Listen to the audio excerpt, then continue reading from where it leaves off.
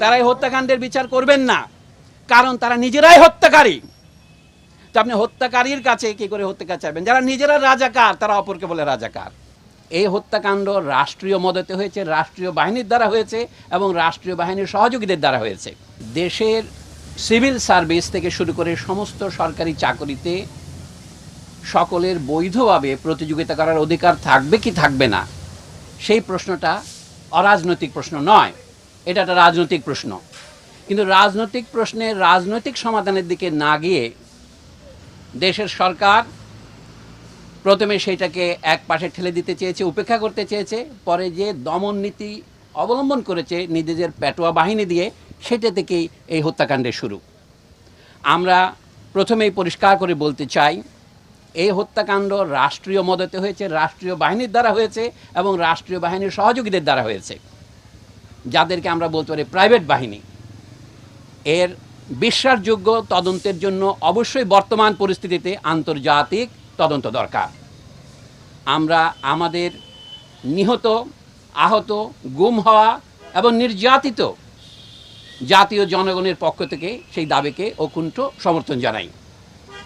দ্বিতীয়ত, এখনও হত্যাকাণ্ডকে অস্বীকার করার জন্য একটা উদাহরণ দিই আপনাদের।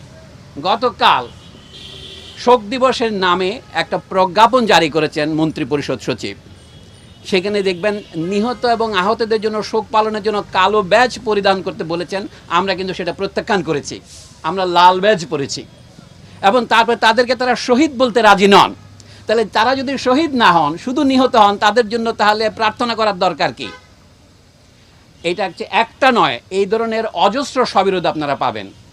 সরকার এখন এই হত্যাকাণ্ডকে জায়েজ করবার জন্য যে অজুহাত ব্যবহার করছেন, যে তারা মেট্রো রেল স্টেশনে হামলা করেছে, সেতু ভবনে হামলা করেছে, অথবা বাংলাদেশ টেলিভিশন ভবনে হামলা করেছে। আমাদের জ্ঞানী বিশ্লেষকরা যেমন ব্রিগেডিয়ার জেনারেল শাকাওয়াত হোসেন তার পরিষ্কার করেছেন, এইগুলিকে বলা হয় কি পয়েন্ট ইনস্টলেশনস, কেপিআই। এগুলি রক্ষার জন্য সরকার কোনো পূর্ব ব্যবস্থা গ্রহণ করেনি, অথবা করলেও যথাযথ ব্যবস্থা গ্রহণ না করার ফলে এর দায় কে বহন করবে? তাদেরকেই বহন করতে হবে। আর যেখানে গুলি হয়েছে, ধরুন প্রথমেই আবু সাইদ যেখানে নিহত হয়েছে রংপুরে, সেখানে কোন কেপিআই আক্রমণ করেছিল তারা? এখনও সরকারের সর্বোচ্চ মহল থেকে বলা হচ্ছে যে আমাদের উন্নয়নের প্রতীকগুলোকে ধ্বংস করার জন্যে আমাদের রাজনৈতিক বিরোধীরা এই আন্দোলনে ঢুকে পড়েছে। কথাটা যদি ধরে নেই, যুক্তির খাতিরে সত্য হই, তাহলে বলতে হবে দেশের মানুষ এটাকে সেই মুহূর্তে সমর্থন করলো কেন? ধরুন মিরপুর 10-এ অথবা অন্যান্য যে মেট্রো রেলে আক্রমণ করলো কেন? আমাদের দেশের অথবা যে কোনো ঔপনিবেশিক দেশের ইতিহাসের সাথে যারা পরিচিত, এমনকি ইউরোপের দেশের ইতিহাস যারা পরিচিত, তারা জানেন মানুষ যাকে ক্ষমতার দম্ভের প্রতীক মনে করে সেটাকে হামলা করে। সরকারের লেজিটিমেসির একমাত্র দাবি হচ্ছে, বৈধতার একমাত্র দাবি হচ্ছে, আমরা উন্নয়ন করেছি গত 1.5 দশকে। আইয়ুব খান সাহেবের 1 দশক ছিল, এখন শেখ হাসিনার 1.5 দশক হয়েছে। এই উন্নয়নকে মানুষ যে প্রত্যাখ্যান করেছে, সেটা দেখা যায়। ঢাকা শহরের সমস্যাটা কী ছিল? গণযোগাযোগ ব্যবস্থার একটা বৈজ্ঞানিক পদ্ধতি, পাবলিক ট্রান্সপোর্টেশন সিস্টেম, সেটা দিয়ে মেট্রো রেল দিয়ে সেটার সমাধান হবে না। তাদেরই প্রকাশিত তথ্য অনুসারে এটা যখন সম্পূর্ণ চালু হবে, তাকে মাত্র 9% লোক একে উপকার পাবেন। কাজে এইটাকে প্রতীকী করে দেশের সমস্ত বাজেটের টাকাকে এক খাতে নিয়ে যাওয়া, এই ম্যান্ডেট কে দিয়েছে? এটা জনগণের সাথে আলোচনা করা হয়েছে। সুতরাং মানুষ যখন তথাকথিত উন্নয়নের প্রতীকগুলিকে আক্রমণ করে, সেটাকে আপনি প্রথমে মনে হবে দুর্ঘটনা, কিন্তু না, এর পেছনে একটা কারণ আছে। আমরা বলেছি সরকারকে ক্ষমা চাইতে হবে, এখন সেই পর্যায়ে পার হয়ে গেছে।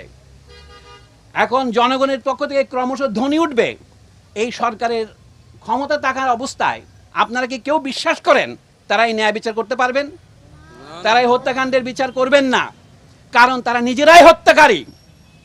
তো আপনি হত্যাকারীর কাছে কি করে হত্যাকার চাইবেন? যারা নিজেরা রাজাকার তারা অপরকে বলে রাজাকার। পৃথিবীতে এর চেয়ে বড় পরিহাস আর কি আছে?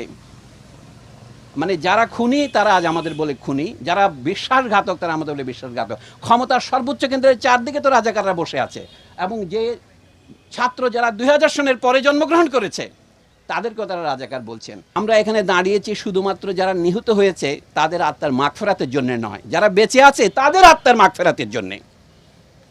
আমাদের মাগফিরাত হচ্ছে, মাগফিরাতের মূল কথা হচ্ছে ক্ষমা, আল্লাহর কাছে ক্ষমা চাওয়া। আল্লাহ গফুরুর রহিম, এবং যারা নিহত এবং আহত এবং যারা নির্যাতিত এখন নিপীড়িত এবং যারা পলাতক, আমরা তাদের প্রতিকার চাই। এবং তাই এই প্রতিকার সম্ভব হবে যখন দেশের সমগ্র জনগণ ওদের মতোই বেরিয়ে আসবে। বলা হচ্ছে এটা শুধু ছাত্র যুবকদের আন্দোলন, আসলে এটা ছাত্র যুবকদের আন্দোলন নয়, এটা সারা দেশের আন্দোলনে পরিণত হয়েছে এবং পরিণত হতে চলেছে। আন্দোলন বন্ধ হয় নাই, আন্দোলন বন্ধ হবে না। আমরা আজকে শিক্ষক হিসেবে দাঁড়িয়েছি, কিন্তু আমরা শিক্ষকতার বাইরেও আমাদের সামাজিক ভূমিকা আছে। আমরা তো ভোটারও বটেই। এবং সবচেয়ে আমি একটা আত্মসমালোচনা করব, আমরা আমাদের যথাযথ ভূমিকা পালন করিনি। একটা কথা আপনাদের বলি, আমাদের একটা ধারণা ছিল বেসরকারি বিশ্ববিদ্যালয়ের ছেলে মেয়েগুলো ফার্মের মুরগি, ওরা রাজনীতি করে না, এটা ঠিক, ওদেরকে রাজনীতি করতে দেওয়া হয় না, উৎসাহিত করা হয় না।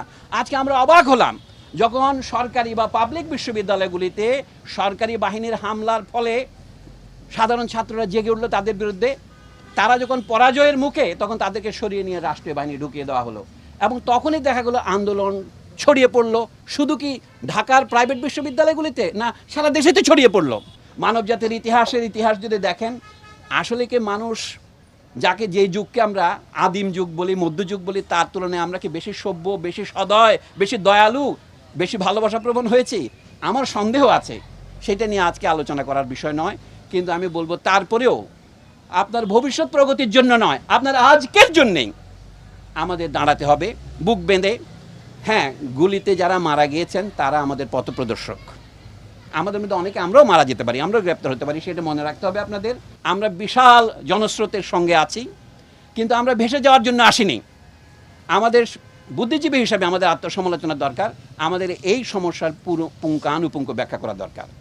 সংকটের উৎপত্তি কোথায় সেটাকে না গিয়ে সরকার এখন বলছে এই দল সেই দলকে নিষিদ্ধ করব। সেটা কিন্তু মূল সমস্যার কোনো হাতই লাগবে না, শুধু সমস্যাকে আরও বাড়াবে, আরও ক্যান্সারের সৃষ্টিপাত করবে। এই জন্য এখন যেটা দরকার, পুরনো কথা ধার করেই বলি, রাজনৈতিক সমাধান। রাজনৈতিক সমাধানের প্রথম পদক্ষেপ হচ্ছে বর্তমান সরকারকে নিঃশর্তভাবে ক্ষমা প্রার্থনা করে পদত্যাগ করতে হবে। এই পদত্যাগ ছাড়া নতুন কোনো রকমের ব্যবস্থা আমরা যেতে পারবো না। হয়তো এখন আমার কথা আপনাদের কাছে এখনো মনে হবে খানিকটা ইউটোপিয়ান, কাল্পনিক, কিন্তু আপনারা সেটা দেখতে যাচ্ছেন। আজ না হোক কাল হোক, যত দ্রুত এই অবস্থার পরিসমাপ্তি হয় ততই আমরা বিশ্ববিদ্যালয় খুলতে পারবো। আমরা লিখে দিচ্ছি শিক্ষার্থীরা গ্রেপ্তার কেন, অবিলম্বে মুক্তি দাও, সেটা আমাদের দাবি। আমরা বলছি বিশ্ববিদ্যালয়ে নিরাপদ শিক্ষার পরিবেশ ফিরিয়ে আনতে হবে, নাহলে আমাদের ছাত্রছাত্রীরা যদি আসতে না পারে আমরা কি পড়াবো, আমরা কাকে পড়াবো?